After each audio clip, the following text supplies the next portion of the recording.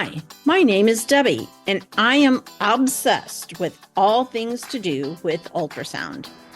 I'm an empty nester who has spent the last 28 years scanning in all different kinds of situations: clinics, hospitals, point of service, emergency departments, private offices, echo, vascular, general, high risk OB, and want to dive down deep into all things to do with technology, techniques, and transformation. It's time we take ultrasound to the next level. Think of this like your little power boost on your commute to all things ultrasound, along your way to the thing that we call work. So pull up a seat, make sure you're comfy, and be ready to be challenged and encouraged as we learn it's all about the frequency. Today, I'd like to introduce to you my friend, Lisa Bachan. She started scanning in 1985. At that time, it was mostly on-the-job training with only a handful of schools in the US that were open. Very few were accredited. She chose NYU School of Ultrasound and graduated with honors and was the president of the class. Her love for research started there. She won the top 2 clinical rotations at NYU and Mount Sinai. There were other rotations, but those 2 were the ones that she was the most proud of. She was a staff sonographer for several years, and then she started teaching physics and OB-GYN at Woonsocket Hospital. That is now a formal accredited program at Community College of Rhode Island. She was involved with research at Yale, then went on to become the program director there. She moved to South Carolina to care for her stepfather and worked at MUSC as a staff sonographer and worked her way up to a clinical instructor. She was also teaching physics at Trident Technical College. She left that to be CEO of Charleston Ultrasound Institute. CUI housed a clinic, a school of echo and vascular, and research. After a few more jobs in various settings, she started as an application specialist at Ultra Select Medical. At the time, she was only one of two apps ladies in South Carolina. Now she owns and operates Lisa Bachan Speaks, which involves public speaking, applications, classes, and research. She wants our listeners to know that she never stopped scanning a full load of daily patients until she went to USM. Please help me welcome Lisa Bachan. Lisa is here to talk to us again about her passion about education. And obviously that is what has drawn me to Lisa, is because we both have this love for education. And I don't think we can ever stop learning. And Lisa has had a lot of various different job descriptions and positions in the educational world and the ultrasound world. And so she's here to share her experience and hope with us. So, education has changed so much since you and I have been, right? Like you've been, 32 years, I think you said, is that right? Close next year, it'll be 40. 40. Oh, wow. Okay. I don't know the candle.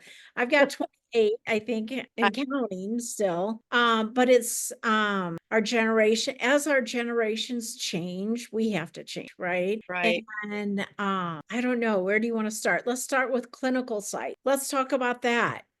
What makes a good clinical site? What are the structures that you put in place when you send students there? Well, the most glaring, I think, issue with clinical sites is who is the clinical instructor. Number one, if it's a physician, then you have to understand that the student sonographer's time is going to be split between interns and residents. If your clinical instructor is a sonographer, you will probably get much more attention, although in large medical centers like Yale, when I was at Yale, we had to train the sonographers, the intern, and the resident. Right. So time was always pulled as a clinical instructor. But the other thing to consider is, how was the clinical instructor trained? Where did they train? What program did they come from? Right. Years ago, there was a program, and the clinical instructors were just people that wanted a title. They had no more interest in training a sonographer or a student or anybody else for that matter.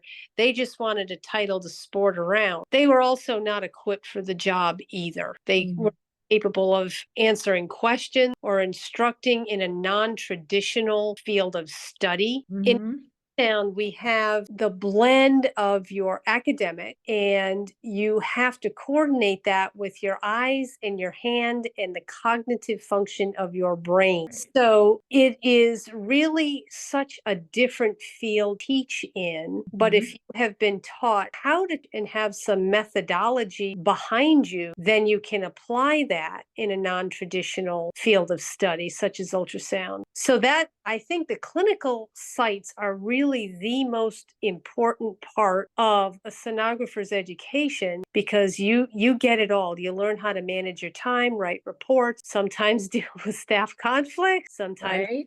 doctors conflict. Right. You get thrown into the deep end of the pool rather quick, Right. but such a valuable learning opportunity. And anybody, if there's any students that are listening, if you have somebody who is willing to teach you something, by God, you take it for all it's worth. If you Right. get invited to grand round, you go. Grand But rounds. you have to get up an hour or two early. Right. Because trust me, they don't like it when anybody is late for grand round. If you get to a tumor board, go. You Right. learn so much, and you will have the ability also to contribute. So that, to that I say, the ultrasound programs that were delivered back in the day at large academic medical centers like NYU, Mount Sinai, Yale, Loma Linda, these large places. Now, Yale does not have their program any longer, neither does NYU, which is a real tragedy because they were excellent programs.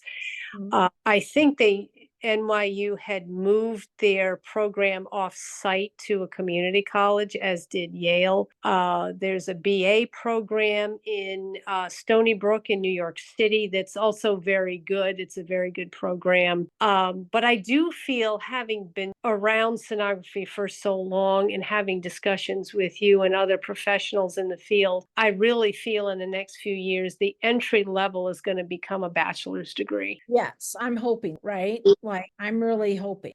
Yeah, I think having degrees are gonna push us forward as well. Yeah, It's just a needed thing, right? right. I think for clinical sites, when I think of clinical sites, I wish the clinical instructor had training, right? How do you give good feedback? How do Right. you Self-assess. yeah, how do you problem solve, right? How do you motivate your students? How do you, get to know your students? How do you, develop that rapport that is friendly, but yet still sets yourself apart as the right?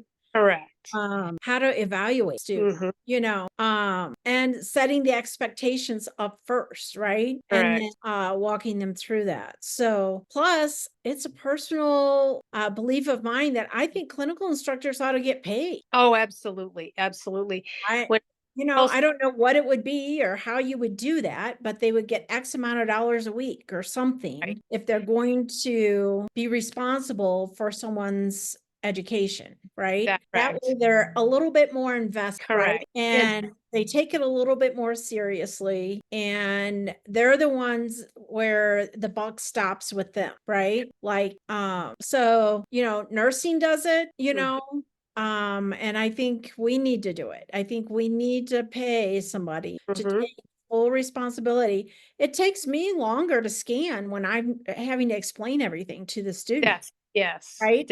It takes me longer. It slows me down. Mhm. Yeah, it's a process. And I think something of pay needs to be considered when we talk about people who are teaching our students, you know. Oh, absolutely. And I think that many schools are grappling with how to do that right now and what the legalities are. If you already have a sonographer that's already employed by the hospital, is that considered double dipping? I don't think so, because they're different job descriptions and classifications. But when I had Charleston Ultrasound Institute, I did pay our clinical instructors. Now And back, how did you do that? I just wrote them a check. Like, how did you calculate how much to pay them? Or can I ask how Um, to I pay? what I did was I just did it as a flat fee. If I remember, that was a few years ago, but I think it was just a flat fee if you're a clinical instructor and you met these requirements, and I knew roughly how many hours were involved and what the level of contact with students and patients was involved. And I kind of amalgamated that and came up with a flat fee. But I can tell you they were very happy to get that money. Yeah. You're right. Well, and if you think about it, $50 a week, I mean, that Mhm. adds up over the course of time, Now, I gave them a job description so they knew exactly what their duties were. Right. Back in 1990, I came up with probably I'm guessing, the first clinical instruction and evaluation method. As I talked to other program directors around the country, at that point, it was centered at Landmark Medical Center. Well, that program is now at the Community College of Rhode Island in Lincoln, Rhode Island. And what I did was the forbearance, or forerunner, should I say, of that program. And I'm proud to say that that program is still running. But I had a whole matrix of how to evaluate a student. Awesome. What constituted an A result, B result, failing result? Because I really didn't, if you were a C student at that point, that's kind of a red flag, really. But Right.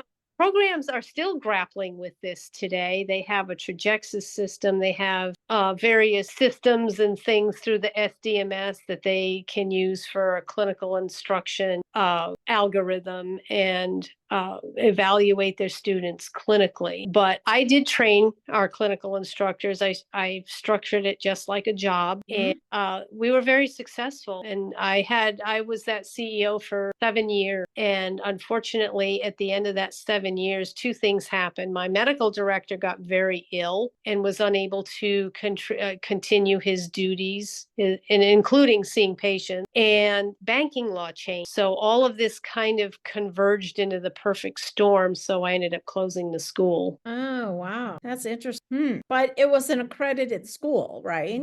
We were at that time, we weren't really required, but I ran it to accreditation standards. I had everything documented. Now, in the state of South Carolina, they didn't really care about programmatic accreditation. It was just not something they cared about.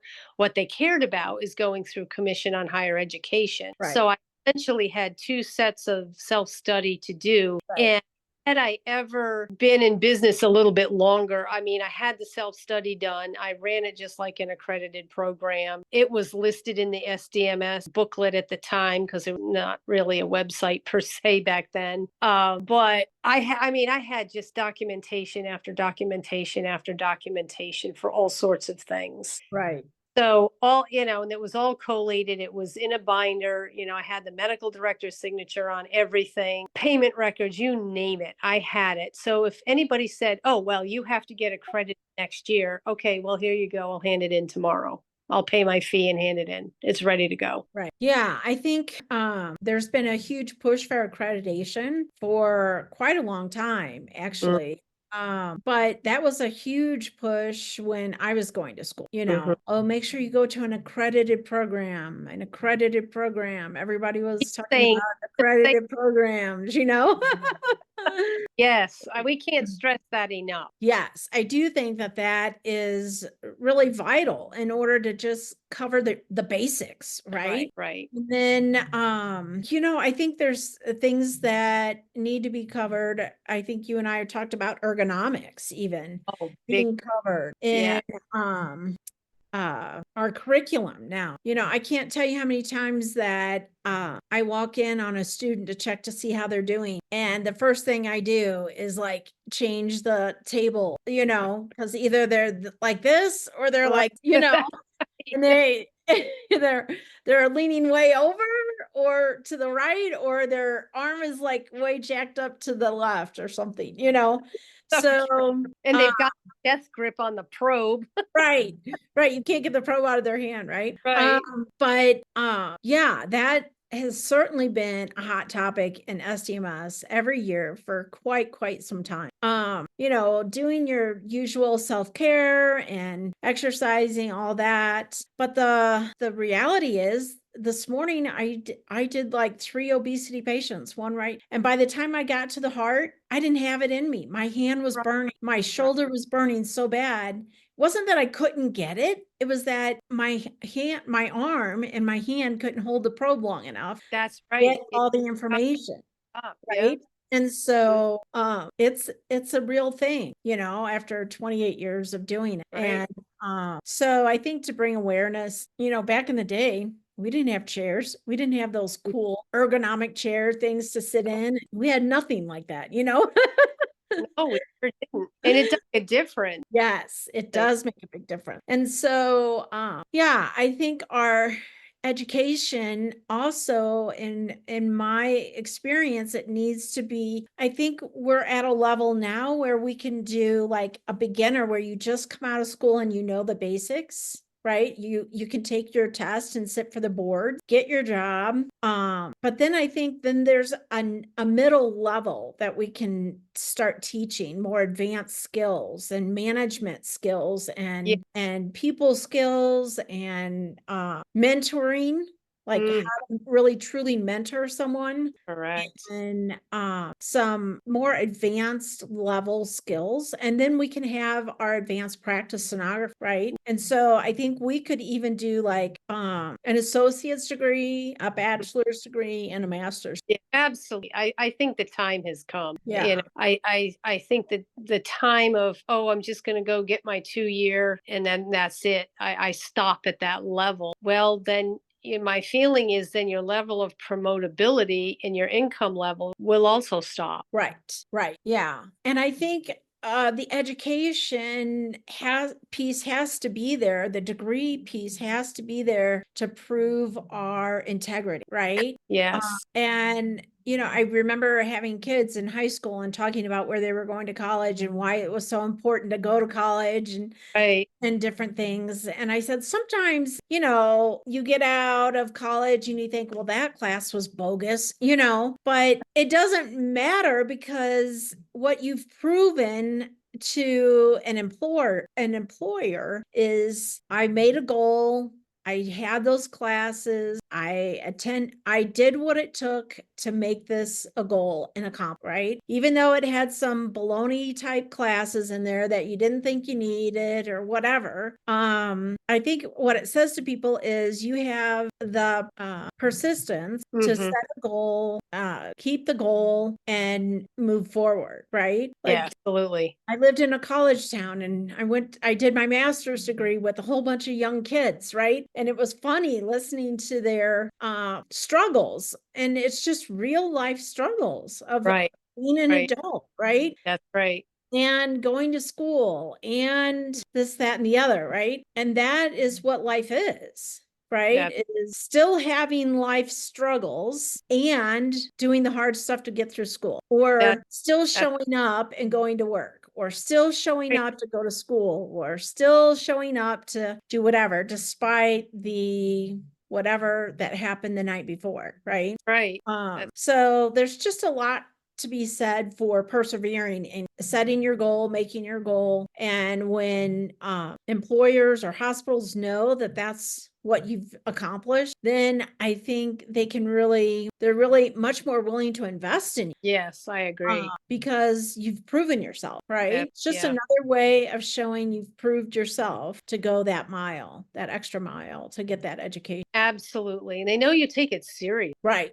Absolutely. I think I'm on the advisory board for 2 ultrasound programs. And I think the struggle always is the documentation, clinical site. I know that's a big one. That's probably right at the top of the list. And then trying to fit all the classwork that they need into the curriculum in a 2-year period of time, and and compound that with trying to get enough scanning time documented so that you can sit for your board. That's a tightrope. And then your program director, most of the program directors that I know also do didactic teaching. Right. They've got to split their time between that and being well prepared for that aspect of it, and then all of the paperwork that goes with accreditation. Right. So, because sometimes you have university accreditation and sometimes you have programmatic, which Right. KHEP is programmatic accreditation. So you've kind of got a double whammy there.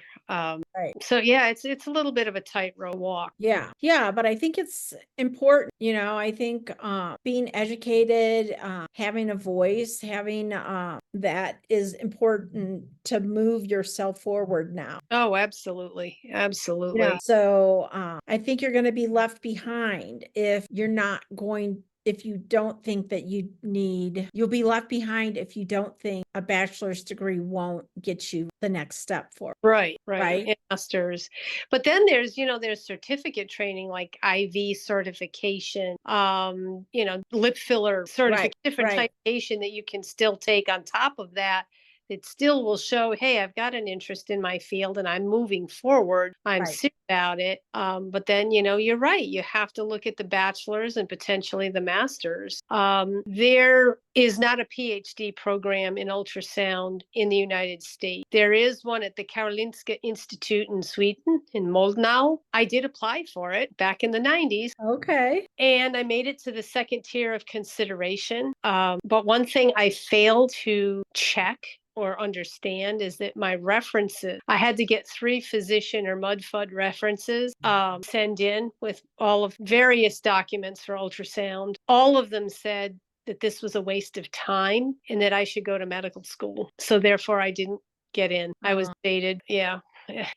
When you have a situation where all the planets align, because I had relatives over there that could have watched my daughter, navigate the Swedish education system, and Right. my husband would have had a job over there. It would just have been a transfer. So all the planets aligned, and then I didn't get in. I was devastated. Well, there's something better for you, right? Yes, it's called retirement. Well, I hope not totally, right? I think your passion for education has stirred my passion, and just wanting to do better for those who come behind us. I'm hoping to create a school online and get high risk OB ultrasounds certified as a profession, as a specialty, hopefully. I know ARDMS is kind of working on that behind the scenes a little bit, but I'm hoping to put out the first training for it here in the new year, in the first part of the new year. So yeah, we need to have better training and have more training. That's And right. more training you can get and the better skills that you can have, the better you're going to set yourself apart. And then I think the divine just opens up opportunities, right? Like, I think you were in the perfect place at the perfect time for several things that have happened in your life. And I think the same thing happens for each and every one of us, right? Exactly. Where things just happen naturally. Mm. And as you ask the universe for them, it opens up for you. So I think associates, bachelors, and masters are well on its way. I know when I was in school, it was kind of poo-pooed a little bit that the University of Missouri had a master's degree Mm-hmm. in ultrasound, and they were like, it's not accredited yet, and don't, I wouldn't da da da. And Mm-hmm. I ended up going to the University of Missouri, Mizzou, and getting my master's. Congratulations. So it did become an accredited Mm-hmm. It did. master's program. And I don't know, don't poo-poo things that you're not comfortable with quite yet. Right. That's right. So I know coming up, I got a lot of flack for having a bachelor's degree. Oh, yeah. well, you're an academic. You can't scan. And I'd be like, you want to bet? Come on. Yeah. Let's go, right? I'll what no idea work. Right. And that was a hard thing on some job fronts because I found that I had to kind of never talk about it. It was a problem on some job to have Mhm. a well-educated registered sonographer. When I first came to South Carolina in 1991, there were only 3 ARDMS registered sonographers besides myself. Thought, oh, that is just terrible. Why is this? And and you can tell the competency level just wasn't there. Mhm. And so one day I was just so incensed by this. And the head doctor, Dr. John Selby, who was an excellent doctor, he hauled me in his office one day and he's like, Lisa, how are we going to fix this? I'm like, I don't know. But I was mad. I was all fired up. And I called the ARDMS and left a message for, at that time, Dr. Aquafina. I think I'm pronouncing that correctly. And I said, we've got some problems. I need to talk to you about these problems. I was just all fired up. I never expected he would call me back. Never. I figured. Right? And I was taking this, 900-pound AccuSon on a portable. And the secretary from the next department calls out and he says, doctor's on the phone for you, long distance. Now, that's back in the days when long distance was a really big It deal. costs you money for long distance back then. So I said, oh, I'm really in trouble. I'll probably lose my license or my registry. And he came on, he says, no. He said, I'm glad you're fired up. Now, he said, I'm going to challenge you. What are you going to do about it? I says, well, why don't we bring an ARDMS test site here to the medical university? And he said, what's the medical university? And I had to explain it to him. And I said, there's adequate space, adequate AV equipment. I can hire adequate staff, put together a budget. So they sent me equivalent to a self-study document. So I turned that in a week. And we did that for probably about 7 years until the computer testing took over. So I always joke that I lost that job due to a computer.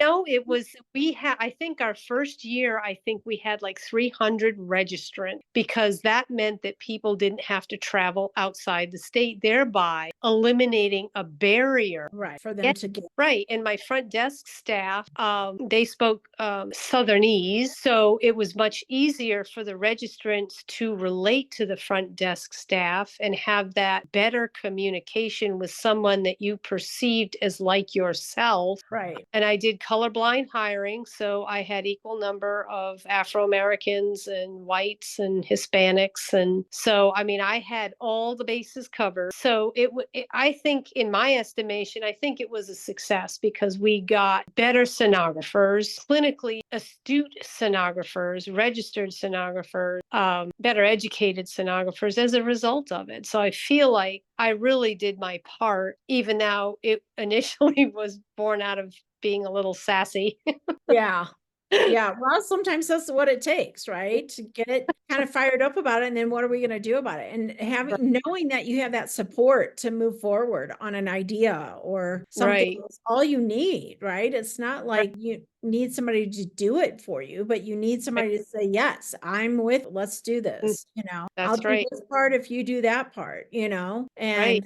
I think, education is definitely like that. You have to own your part of the education. Hmm. And that's the beauty of this profession, right? I tell people all the time, I'm constantly learning. I've Right. done this 28 years and I'm still learning, right? Right. And that's what I like about it is that there's always more to learn. There's always more to look at. There's always a different perspective to see it from. Hmm. There's always, there's just always something, Right. to learn, to do better, to get better, to Hmm. own this skill.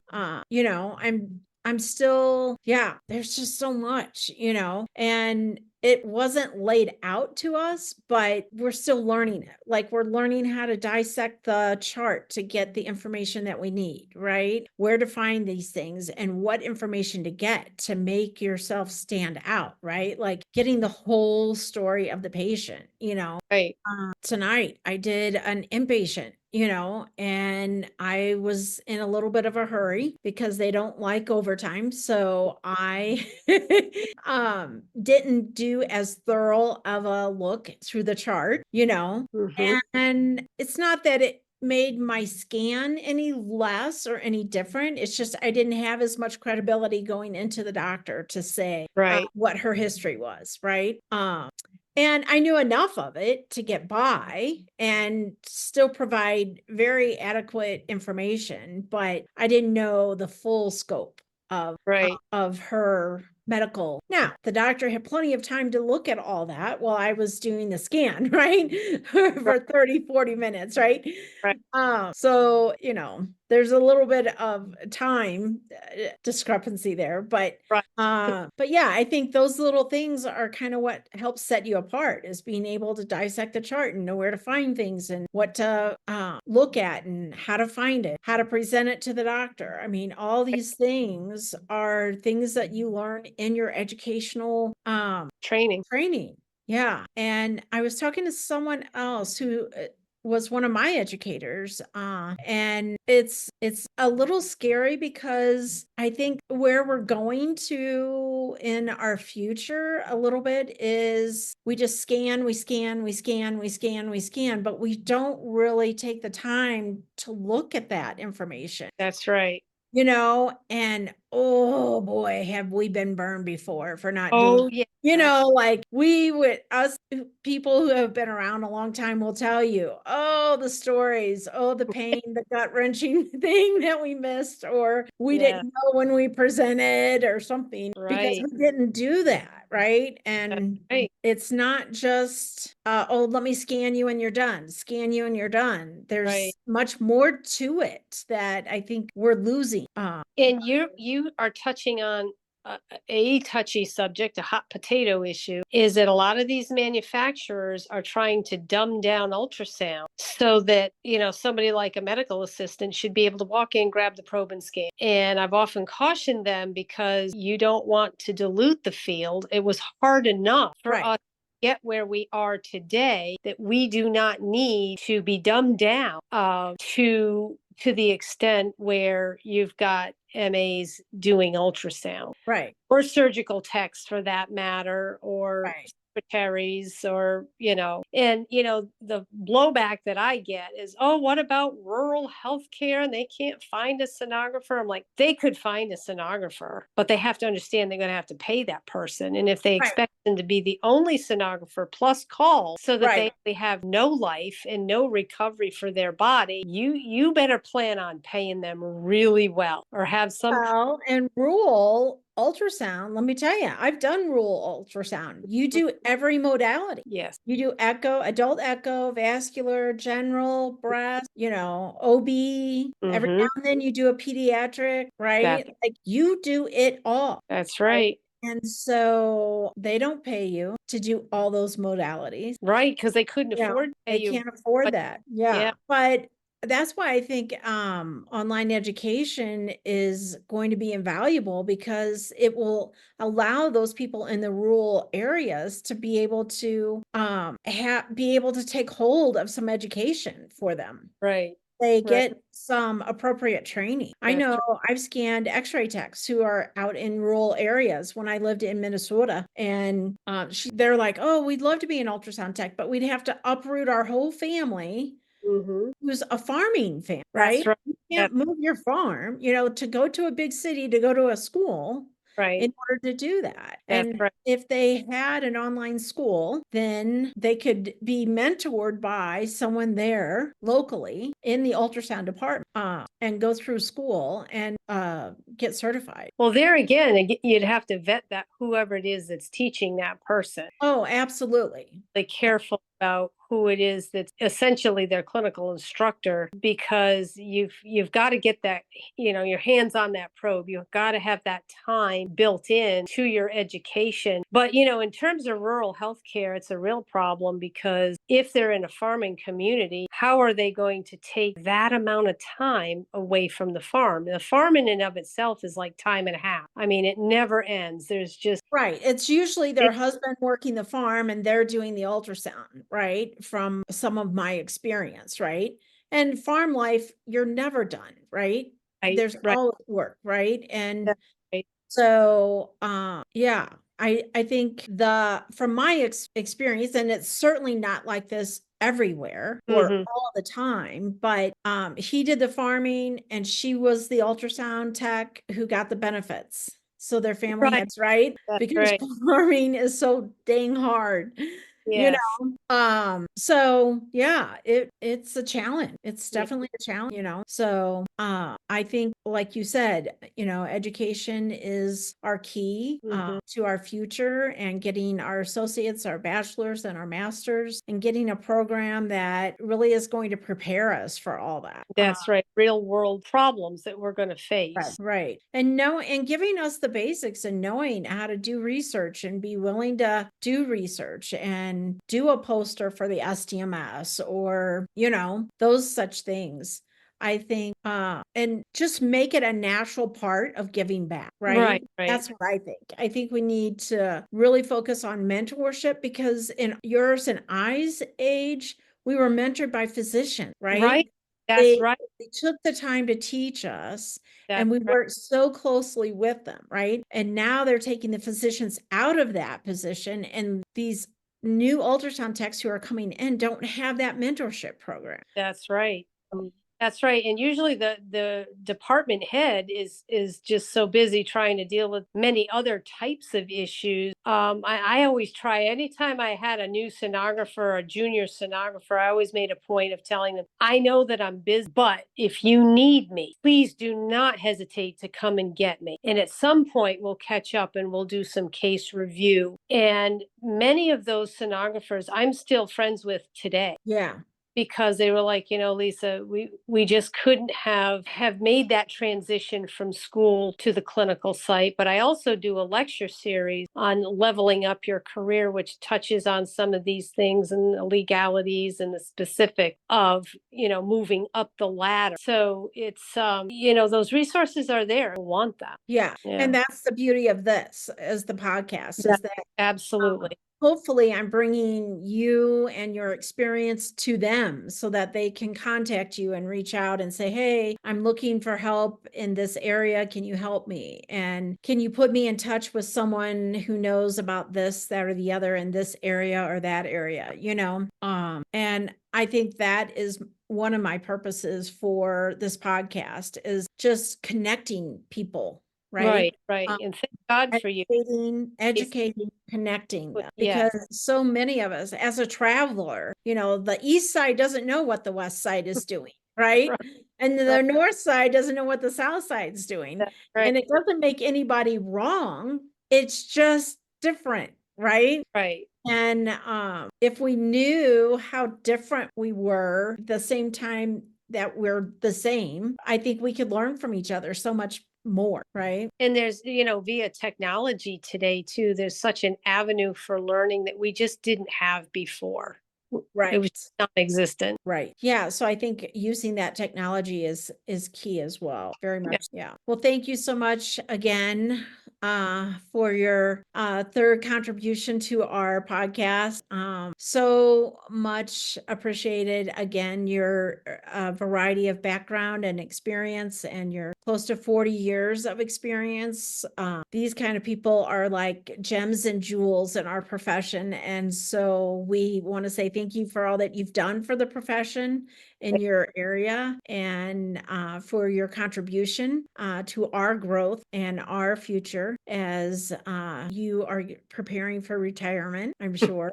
Always thinking about it, that's for sure. Yeah. So one thing I usually ask, and I failed to do this on a few of my interviews here recently, but what is one thing that you like to do to increase your frequency? Increase my frequency. You mean besides the harmonics button?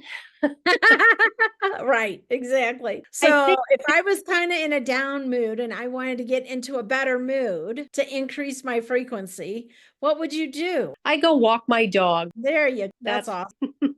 That's awesome. Yeah. So I think it's interesting. I ask a lot of different people and they do all sorts of different things, but they're simple things, right?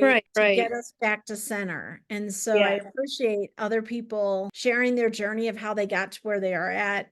And then sharing what do they do to keep themselves grounded and bring them Right. back to center, to keep going every day. As Right. you know, it's a hard profession. It's a It, hard profession. it is. It's not easy. I know you're a member of the SDMS. They just finished several studies that you can access through the learning Mhm. for CMEs. And I was really surprised at some of the findings. One particular, I think I did 3 of them. And one of the studies had to do with our stress level and how they tried to quantify and qualify stress level. And the upshot of the thing was we have just as much stress as surgeons and dentists. It just has gone unaddressed for decades. And boy, are they right. I think so too. I was talking to some other friends and I'm like, so when was the last time someone talked to you like that? Because Right. I had an experience that was not positive with a coworker, and she goes, I can't ever say that I've ever had an experience like that. And I'm like, this happens all the time in the medical field. Another friend's in education, another friend is in she's an architect, and they just don't have that conflict or Right. that And that's to avoid intensity, stress that in my, intensity that yeah, really. you're so right. Yeah. So thank you so much for sharing despite your busy schedule and everything that you're involved in. We thank you and thank you for giving back. You're so welcome. Well, thank you for having me. I really appreciate it. And I appreciate all you're doing and all you will do because I know that you will rise significantly. But please take care of yourself, Thank increase frequency. you. I will. Thank you. Thank you. Thank you for tuning in to It's All About the Frequency podcast. I hope you've enjoyed today's episode. Share it with a friend and remember to keep your frequency high.